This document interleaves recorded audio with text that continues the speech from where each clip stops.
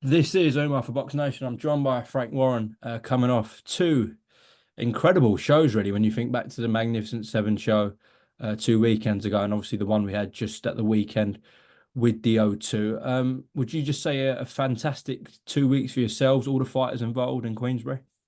Yeah, it's been a brilliant couple of weeks. I mean, we've had, well, touch wood on the temp fate, we've had a great year. 5v5. Tyson, although he got beat, it was a great fight. It was an unbelievably good fight. I mean, we've had some really good stuff. But, the last 2 weeks, every fight's been a barnstormer, every one of them. Yeah, I mentioned specifically the last 2 weeks, obviously, because that's what's happened recently. But of course, the things that yourself, you've been involved with, Riyadh season, your fighters have been on another level. Um, but we shouldn't forget the last 2 weeks have been solely Queensbury shows, UK based, and yeah, they've been as two of the good shows in the UK that I can remember for a long time, really. Oh, I've got to think that, I mean, both the shows have been brilliant. I think that show, the weekend's probably one of the best shows we've ever done. Yeah. I really mean that. I mean, the matchmaking was brilliant. Certainly was. Let's start with what I thought was a punch perfect performance from Dennis McCann. And a lot of people were picking Baluta in this rematch. Dennis, Yeah. if there was any doubt, has proved them all wrong on Saturday. Oh, he did, without a doubt. I mean, he showed a lot of maturity. He boxed well. Everything about his performance I loved. I mean, he's punch perfect against an opponent who comes to fight, but who's a winning, who's got a good track record in the UK and a very, very tough competitor. He doesn't, he's there for every minute of the round, pressing and pressing. And I think Dennis really handled it well. And as I say, for me, it was a little bit of a coming of age for him. Would you say he's on the verge now, within the space of a year, let's say, for fighting for a world title, Dennis? Definitely, without a doubt, he's there. We're blessed in that division. We've got some great fights, and there's some fabulous domestic fights to be made as well. Hopefully, they get world titles. Him and Liam. Then there's a great fight to be made between those two, and also Liam's got a big fight coming up from the injury with Masood. So there's some, it's just a brilliant division. It's so lively. Definitely is. Ryan Garner, I know someone that you've been very, very fond of. Obviously, had some very um, tough trials to go through in his own personal life. Looked like at one point he wouldn't ever come back, and what a comeback he has had. Still a young man and a fantastic win over Archie Sharp, who's an experienced guy. Well, Archie as well. He's a really good guy, and two of the fighters. I mean, Archie I worked with for many, many years. We guided him into the number one spot. That always had the makings and of being an extremely keenly fought fight, contest, good fight. And Ryan, after I think a couple of rounds where he had to get his measure, he did extremely well. That's 1 second. My grandkids. How you doing? I won't be long. Just on the phone. And to be honest, I think I think he really did do well. And as you say, he's had some self-inflicted problems in his life, but he's over the last 18 months, 2 years, he's got himself back together again. And all what we see in him at the early days when he signed with us was shown on Saturday. He's a good fighter. He's got a great engine, and he's smart. And he was in with a fellow who's got a real good boxing IQ in Archie, who was undefeated. Was he 25-0 at the time going into it? And Archie, is a good counter puncher. And there were moments in that fight where I was, you look at it, you think, would Dennis get? Sorry, would Ryan get frustrated? But he stuck to his task, and as I say, for him, I'm delighted. And it's not the end of the world for Archie. We'll sort something out for him as well. He's it's just for me is it's good to see someone who has a troubled life, turning their life around and doing it through boxing, and I'm delighted. He's got another baby on the way, so good luck to him, and it'll be onwards and upwards. And as I say, we've not forgotten about Archie either. I know you're very confident that Dennis McCann will win a world title one day. Ryan Garner, another one, world champion pending. Ryan, as I say, Ryan done extremely well, and yeah, he keeps learning, and as I say, I'm delighted he's turned his life around with all the problems and everything, and and it's hard to do that sometimes. It's hard to do, especially when you've got backslappers around you, people who want to be with you, but they're what I call fair weather friends and supporters. But he's done well, and he's a family man now. Got a baby and another one on the way. So God bless him and good luck to him. And as I said, for Archie, we'll keep him in the mix too. These guys are all on the verge of fighting, and I believe some of them will win world titles. This is what all the investment's been about over the last few years. This is what we've been doing with these guys. This is what we've been working through. And when I was pleased to see he brought a lot of support up from Southampton. We're going to do a show down there this year. Yeah. With him, with Mark Chamberlain, with young Royston, who also done well on the card. We'll build down there like we've built up in the Midlands. Started from that, small halls to Telford. Now we're in the big arena down there. We can do the same thing. And what I'd like to do for Ryan is deliver him a fight at Southampton's ground. Okay, good stuff. Marius Wack was brought in to give Moses a rounds, and he couldn't do it. So who are you going to bring in to give Moses rounds? I don't think anyone can. But he boxed very intelligently. When you look at, he's a teenager, and I said to you on Saturday night, you look at Fraser Clark, only a year ago, who fought him. How old's Fraser? He's in his early 30s now, so he fought him as a man. This is a teenager fighting a guy that has been that everybody wants to puts their fighters in to see how they fare, and invariably takes all of them the distance. So this young teenager went in there and showed great maturity. What I love about him is he's got a fabulous jab. He uses that jab, and I'll bang onto it. I bore everybody with it. I certainly bore him with it. But that jab is the key to it all, and that set up all those shots. He got his range, his distance. He was relaxed, letting it go, and then he found the crucial shots that caused the fight to end. Every time I look at him and see him in the ring, I am a little bit taken aback when I consider his age and where he's at, and you think he's a baby as far as a fighter and a heavyweight concerned. But I wouldn't have a problem matching him with Fraser now. Wouldn't have a problem with that. Do it in a heartbeat. Alexander Usyk and Alex Krasik were sitting right next to you at ringside. Did they say anything about Moses? Yeah, I think they went on record and said it on air that he's the future. I mean, emphatically said that. I mean, I know they were very, very, very impressed with him. Have you, in your time in boxing, which has been an extremely long time, seen a heavyweight move like him? No, he moves. I was going crazy over Daniel when he was young. Because he turned pro very young, and I said he'd go on and become a world champion. He won 2 interims, and whatever way you want to look at it, he's a world champion. And he's got this power, and he's a very good boxer. I think with Moses, he seems a more relaxed fighter. He moves. He's a lot of fluidity in what he does, and all the people I speak to in the game, they all rave about him. I mean, I've not heard anybody not rave about him. But he's still got a long ways to go, and he's got to keep his nose to the old grindstone and keep learning and learning. We've got to get him fights where hopefully we can get him some experience. But he's not. When he talked about being the youngest ever heavyweight champion, beating Mike Tyson's record, I thought that's a nice ambition to have, but we'll temper that and we'll look to make the right fights at the right time.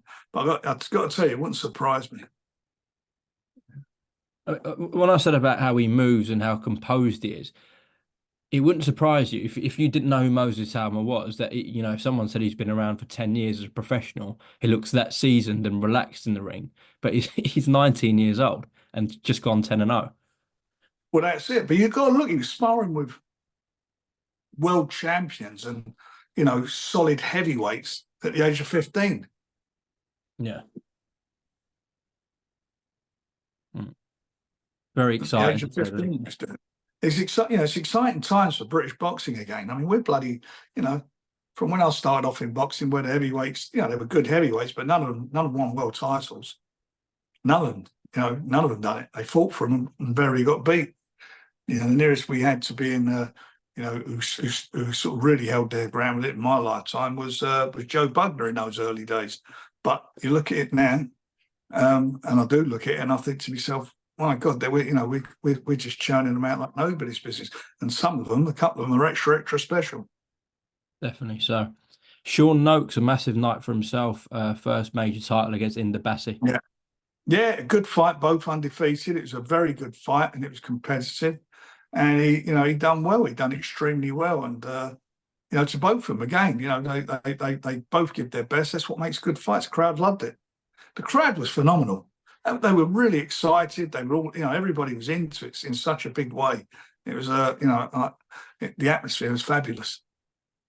You'll be seeing Eddie in LA this week. Obviously, he's got Sky Nicholson. You've got Raven Chapman. Raven had a brilliant weekend on the win on the card, I should say. Raven and Sky next. That makes sense, doesn't it? Do that.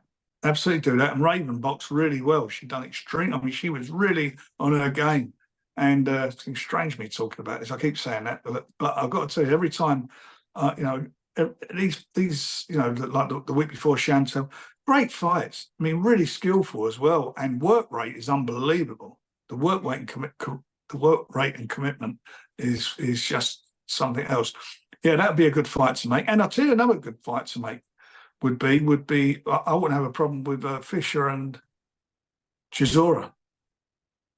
If Derek would want to go down that road, I've got to speak to him. That's just coming off the top of my head. Okay, well let's talk about the main event then before we come on to Derek's future and Joe's future. To be honest, I didn't know what to quite expect, but I thought you thought it's not going to go 10 rounds. It did in the end. They've Correct. both incredible chins and heart and desire. How would you assess the fight?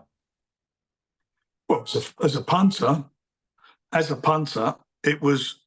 As a punter, you don't get no better than that, does it? I mean, it was just a war. It was just from the first bell, they was just throwing shots, throwing bombs, and they weren't missing.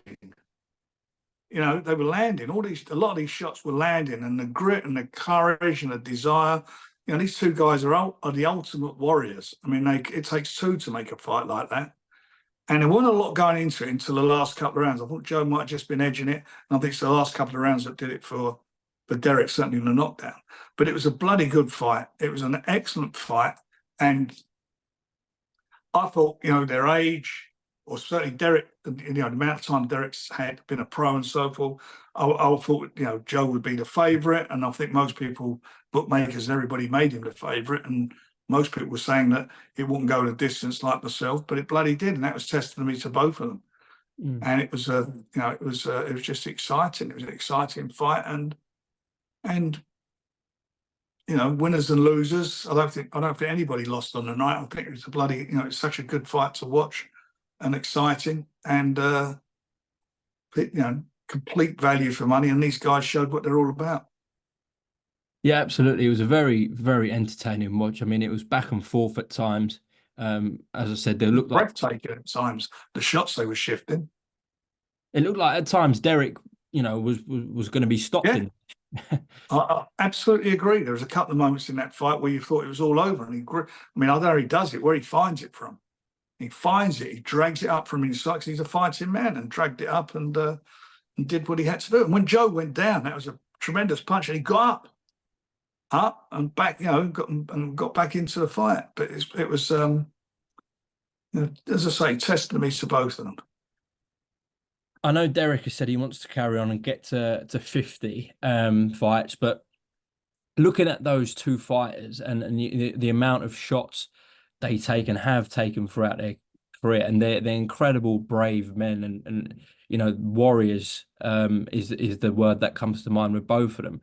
But do you think they're a bit too brave for their own doing? Should they be fighting still, both of them? Well, you've got to look at the amount of fights they've had. I mean, Joe's, what's he had now? What's he had, about 18? I'm not 17, sure. 18 fights. Yeah. 17, 18, which is not a lot of fights for a professional. And obviously a lot of amateur fights, but not a lot as a professional. 3 losses. First one was an injury. I thought he was just getting back in the fight, but the next one was emphatic knockout by Zhang. Caught him with a great shot. But Zhang's the interim champion. He's number one. He's only got 1 loss in his record, and he's now a mandatory challenger for a title. And Derek. I said he should be retiring a few years ago. So he pulls out a performance like that. They are being monitored and will be monitored very closely by the boxing board. There's no doubt about that. And we've all got our opinions, and I've got my opinion, and I've told them, both of them, what I think, and that's just between me and them, where I'm at with it. But they'll fight. That I'm sure Derek will fight on, because he's got it in his head. He wants to get 50 fights. He wants to get to that magic number in his head, 50. And as far as Joe's concerned, we spoke to Adam Morley, who's a really good manager. He's manager, and Adam's been, and we're going to have a chat and see where we go from there. But they've got to do what's best for them. They're not stupid.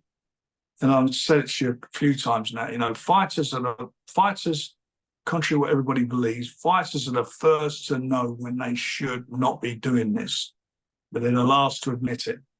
And it's up to people around them to give them honest opinions. The fights won't get any easier for them. That's for sure. Just looking at Joe Joyce, the fight with Carlos Takam where he knocked him out, Joseph Parker more specifically. You look at Parker now. Joe was on top of the world. We were talking about Fury, Usyk, Joshua, and he was a real threat to them. Since then, the fights with Zhang, the Cash Ali fight, which he admitted himself wasn't a very good performance, and then obviously losing to Derek, who's right at the end of his career. If he were to come back, Frank, and that's up to him, up to Adam Morley, how do you bring him back? What level does he come back at, Joe Joyce? Well, look, he ain't going to come back. If he does, and it's a big if he does that, if he wants to carry on, he won't want to be a gatekeeper for young fighters, will he? We want to go in and see if he can resurrect his position. Let's get rid of it. It's a close fight. It's a bloody good competitive fight. And Joe, again, Joe's taken punches. That's his style. How many times you and I said that? I wish he wouldn't take those shots. But that's his style. But that can catch up, and you can get caught. He's still got the punch resistance was great because he got up.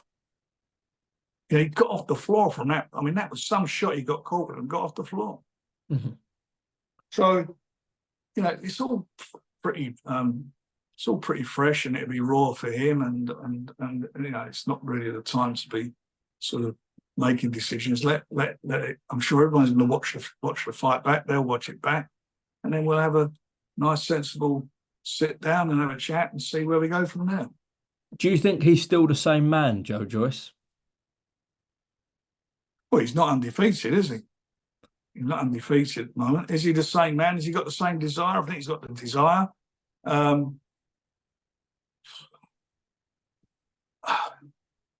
Would he have beaten Derek before the Zhang fights? I would have thought so. But then again, I would have thought he'd have beaten him this time.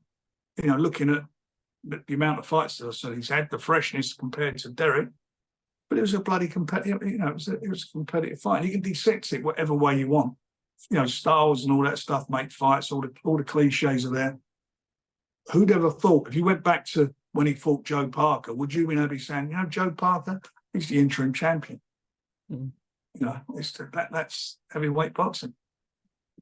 In terms of Derek Chisora now, you've mentioned Johnny Fisher, who's a rising popular heavyweight.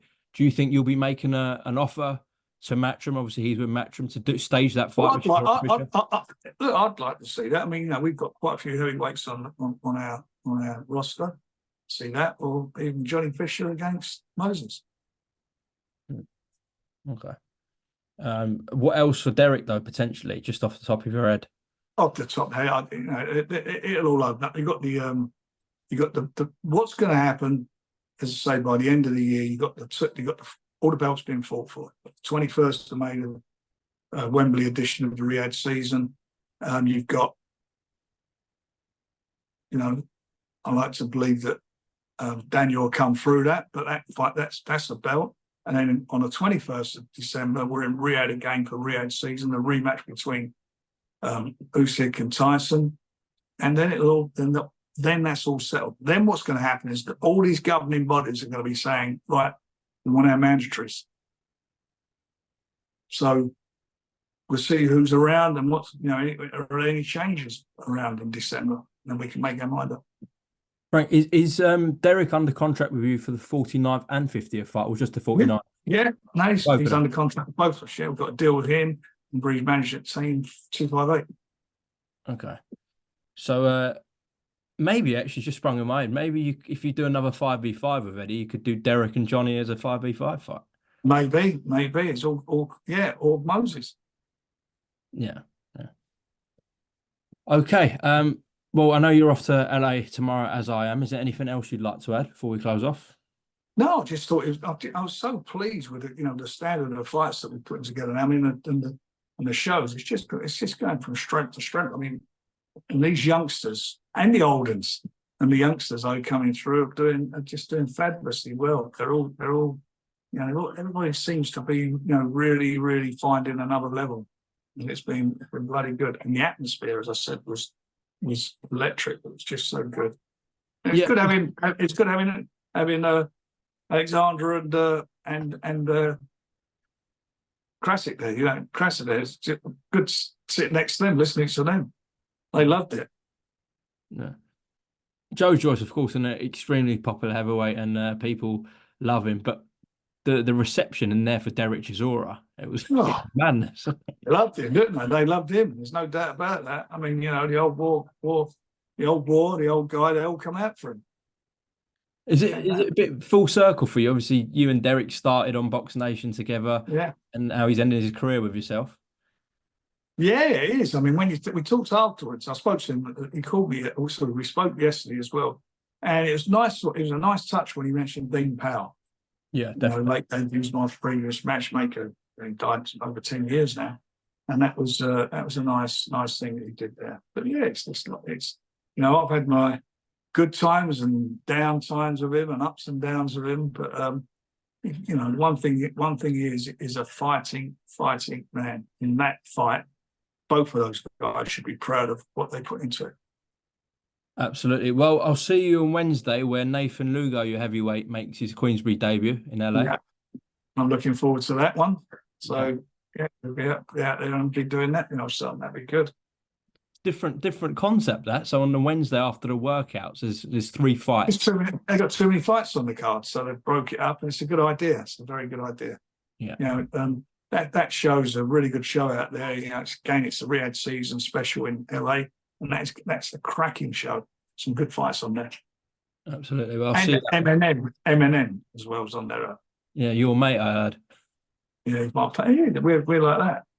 All right. Well, I'll see you there. Safe travels tomorrow, and catch up in LA. Look forward to that, mate. Be good. Cheers, Frank. Take care. So.